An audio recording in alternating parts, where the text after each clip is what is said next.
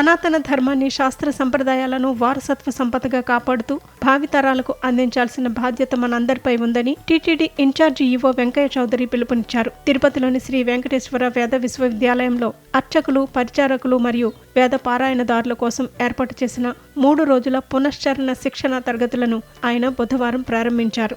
ఈ సందర్భంగా ఈవో వేల ఏళ్లుగా మన పూర్వీకులు అందించిన సనాతన ధర్మానికి, ప్రస్తుత కాలానికి అనుగుణంగా సాంకేతికతను జోడించి పరిరక్షించుకోవాలని సూచించారు. టీటీడీ పరిధిలోని 61 ఆలయాల్లో విధులు నిర్వహిస్తున్న 35 మంది అర్చకులు, పరిచారకులు, 15 మంది వేద పారాయణదారులు ఈ శిక్షణలో పాల్గొంటున్నారు. ఆలయాల్లో నిత్యం నిర్వహించే కైంకర్యాలను మరింత శుద్ధిగా, నియమబద్ధంగా నిర్వహించేందుకు ఈ తరగతులు దోహదపడతాయని ఆయన ఆకాంక్షించారు.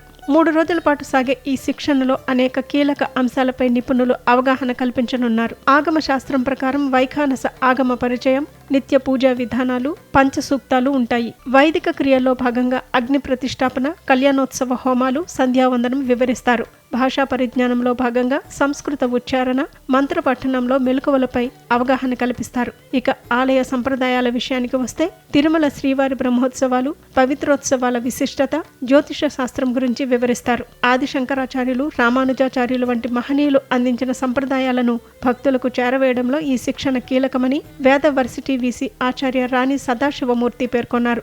శిక్షణ అనంతరం అభ్యర్థుల ఫీడ్బ్యాక్ ఆధారంగా భవిష్యత్తులో మరిన్ని మాడ్యూల్స్ రూపొందిస్తామని ఈవో తెలిపారు. ఈ కార్యక్రమంలో శ్రీ వైఖానస భగవత్ శాస్త్రోక్త బ్రహ్మోత్సవానుక్రమణిక పుస్తకాన్ని ఆవిష్కరించడంతో పాటు వేదాలు, యోగ విశిష్టతపై ఏర్పాటు చేసిన ఫోటో గ్యాలరీని అధికారులు సందర్శించారు. ఈ కార్యక్రమంలో ఆగమ సలహాదారులు భావనారాయణాచార్యులు, ప్రిన్సిపల్ శివసుబ్రహ్మణ్యం అవధాని తదితరులు పాల్గొన్నారు.